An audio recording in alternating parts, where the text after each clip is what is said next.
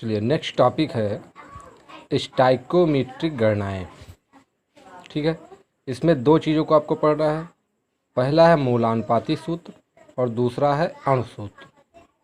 देखते हैं मूलानुपाती सूत्र क्या होता है और अणु सूत्र क्या होता है। सबसे पहले हम पढ़ेंगे मूलानुपाती सूत्र। वह सरल सूत्र जो किसी यौगिक के अणु में उपस्थित विभिन्न तत्वों के परमाणुओं की आपेक्षिक संख्या को अर्थात परमाणुओं के सरल अनुपात को प्रदर्शित करता है, मूलानुपाती सूत्र कहलाता है। यह है आपका मूलानुपाती सूत्र की परिभाषा। दूसरा क्या है? अणु सूत्र। अणु सूत्र क्या है? वह सूत्र जो किसी पदार्थ के एक अणु में उपस्थित विभिन्न तत्वों के परमाणुओं की वास्तविक संख्या को व्यक्त करता है, अणु सूत्र कहलाता है। जैसे जल का अणु सूत्र क्या होता है? H2O। ठीक है, तो ये हो गया अणु सूत्र। अब हम कैसे मूलानुपाती सूत्र ज्ञात करेंगे, कैसे अणु सूत्र ज्ञात करेंगे, ये आपको बताएंगे। पहला है हमारा यौगिक के प्रतिशत संघटन से मूलानुपाती सूत्र ज्ञात करना।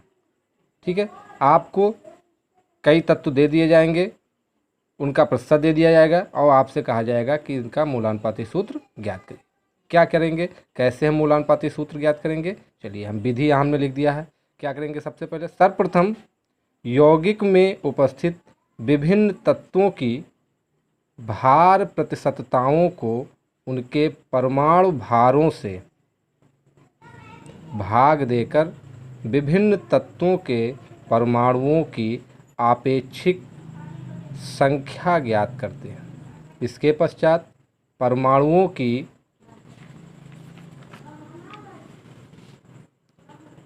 सबसे छोटी संख्या से भाग देकर परमाणुओं का सरल संख्यात्मक अनुपात ज्ञात कर लेते हैं।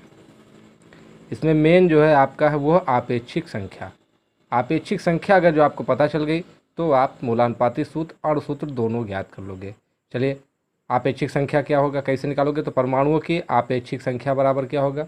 वो होगा तत्व की भार प्रतिशतता बटे तत्व का परमाणु भार। अब हम एक क्वेश्चन, एक उदाहरण से आपको समझाएंगे कि कैसे हम किसी यौगिक का मूलानुपाती सूत्र ज्ञात करते हैं। ठीक है, यहाँ हमने एक क्वेश्चन आपको दिया है उदाहरण। एक यौगिक में कैल्शियम Ca कितना है? 36% और क्लोरीन कितना है? 64%। यौगिक का मूलानुपाती सूत्र ज्ञात करिए। ठीक है, आप क्या करेंगे? आप इस तरह से एक पहले सारणी टेबल बना लेंगे। एक तरफ लिखेंगे तत्व जो आपको क्वेश्चन में दिया रहेगा, जितने परसेंट हैं तो उसकी भार प्रतिशतता दिया रहेगा, जो लिखा है वो आप लिख लीजिएगा। परमाणुओं की तीसरी आपको मेन है वो है परमाणुओं की आपेक्षिक संख्या। तो परमाणुओं की आपेक्षिक संख्या आप कैसे निकालोगे? आप इस फार्मूले की यूज करोगे। क्या? तत्व की भार प्रतिशतता बटे तत्व का परमाणु भार। ठीक है, और लास्ट में है परमाणुओं का सरल अनुपात। ठीक है, चलिए देखिए हमने क्या किया। हमने तत्व में दो क्वेश्चन में आपको दिया गया कैल्शियम और क्लोरीन, तो हमने कैल्शियम लिख लिया और क्लोरीन लिख लिया।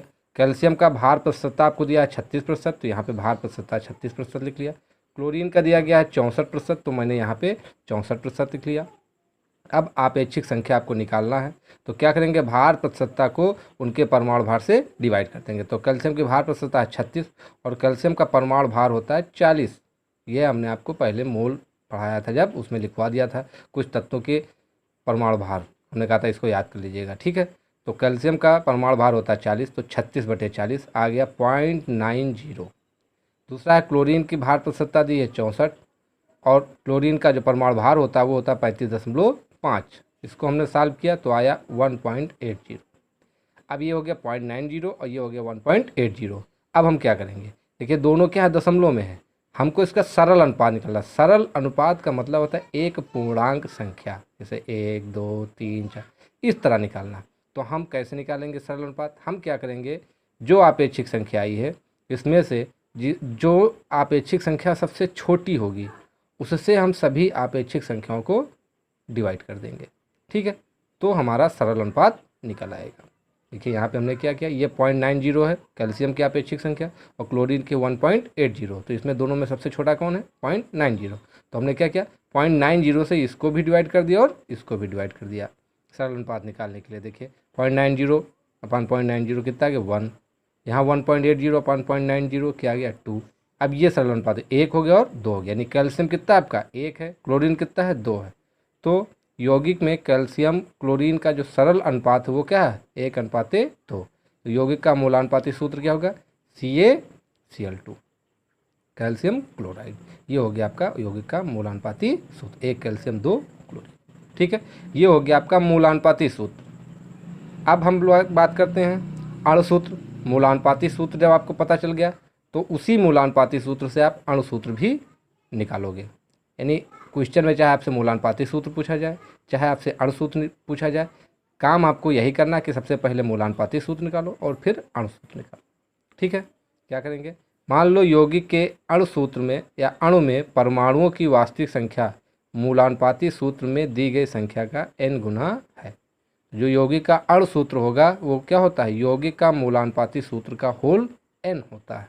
ये फार्मूला आप याद रखिएगा कि यौगिक का अणुसूत्र क्या होगा, यौगिक का मूलानुपाती सूत्र का होल n। अब n क्या है भाई, n कैसे हमें पता चलेगा, तो n पता चलेगा यौगिक का अणुभार बटे यौगिक का मूलानुपाती सूत्र भार। यौगिक का अणुभार आपको क्वेश्चन में दिया रहेगा और मूलानुपाती सूत्रभार जो आप मूलानुपाती सूत्र निकालोगे उसका जो भार होगा, अणुभार होगा, उसे हम क्या कहेंगे, मूलानुपाती सूत्र भार कहेंगे। ठीक है, उसको रख देंगे, यन आ जाएगा, मूलानुपाती सूत्र के होल यन कर देंगे और आपका फार्मूला निकल आएगा। इसको भी हम एक उदाहरण से देखते हैं।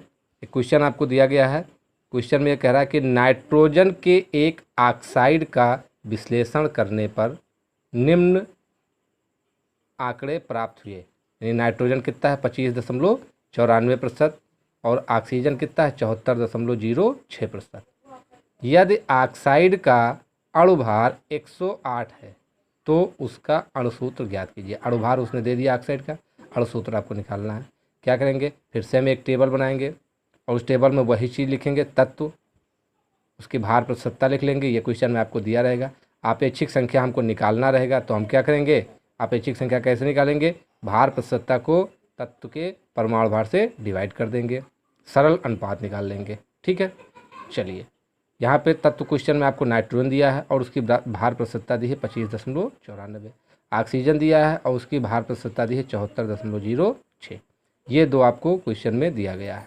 ठीक है, अब हम आपेक्षिक संख्या कैसे निकालेंगे, 25.94 को उसके नाइट्रोजन का परमाणु भार कितना होता है 14, तो 14 से हम डिवाइड कर देंगे, आ गया 1.85। ऑक्सीजन का भार प्रतिशतता है 74.06 और ऑक्सीजन का परमाणु भार होता है 16, इसको डिवाइड कर देंगे तो 4 क्या जाएगा, 4 आ जाएगा 63। ठीक है, अब सरल अनुपात, तो सरल अनुपात क्या करते हैं, सरल अनुपात निकालने के लिए इसमें से जो सबसे छोटा होगा उससे सबको हम डिवाइड कर देंगे। तो 1.85 और 4.63 यानी 1.85 छोटा है, तो 1.85 से इसको भी डिवाइड कर देंगे, 1.85 से इसको भी डिवाइड कर देंगे। तो 1.85 को जब 1.85 से डिवाइड करेंगे तो क्या आ गया, 1 आ गया। 4.63 को हम 1.85 से डिवाइड करेंगे तो आ गया 2.50। इसका मतलब ये तो पूर्णांक हो गया लेकिन ये अभी भी पूर्णांक नहीं है। तो हम क्या करेंगे, अब इसको भी हमको पूर्णांक बनाना है क्योंकि हमको चाहिए पूर्णांक ही, एक सरल अनुपात चाहिए। तो पूर्णांक बनाने के एक हम अनुमान विधि का उपयोग करेंगे। हम आगे एक और खाना हमने लिख लिया है, परमाणुओं का सरल पूर्णांक। अब हम क्या करेंगे, इतना करने के बाद भी यदि हमारा पूर्णांक नहीं आ रहा है तो अनुमान से हम पूर्णांक बनाएंगे, यानी इसको हम कितने से डिवाइड कर दें जिससे कि ये पूर्णांक हो जाए। जितने से इसको डिवाइड कर देंगे उतने से इसको डिवाइड कर देंगे, बस हमारा दोनों पूर्णांक हो गया। अब 2.50 है तो 2.5 है, तो पूर्णांक करने के लिए इसको हम 2 से डिवाइड कर देंगे तो 2.5 दूना 5, यानी ये 5 क्या हो गया, पूर्णांक हो गया। तो हमने 2.5 को 2 से गुणा कर दिया तो हो गया 5। अब इसी चूँकि इसको 2 से गुणा किए तो इसको भी 2 से गुणा करना पड़ेगा, तो 1 गुणे 2 क्या हो गया 2। अब हमारा सरल पूर्णांक आ गया, वो हो गया 2 और 5। ठीक है, तो अब नाइट्रोजन 2 है, ऑक्सीजन 5 है, यानी इसका जो मूलानुपाती सूत्र बनेगा क्या बनेगा, N2O5 ये बन गया। 2:5 में है तो N2O5 सूत्र बन गया। अब ये तो हो गया हमारा मूलानुपाती सूत्र। हमको निकालना क्या है, अणु सूत्र। तो अणुसूत्र कैसे निकालेंगे, हम पढ़ के आए हैं कि अणुसूत्र क्या होता है, मूलानुपाती सूत्र का होल n होता है।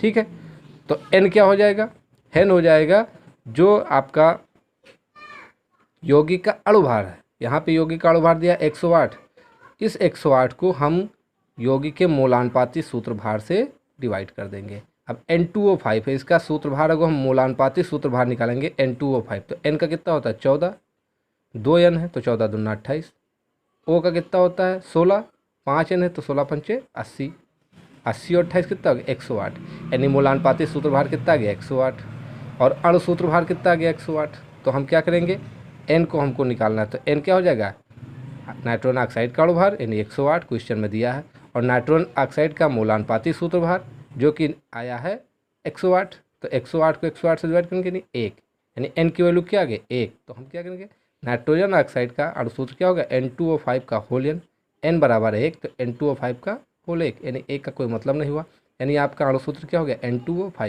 यानी मूलानुपाती सूत्र और अणुसूत्र दोनों क्या हो गया इसमें N2O5 हो गया। ठीक है, इस तरह से आप मूलानुपाती सूत्र भार और अणुसूत्र भार निकाल पाएंगे। इसको अच्छे से इसकी प्रैक्टिस आप लोग कर लीजिएगा।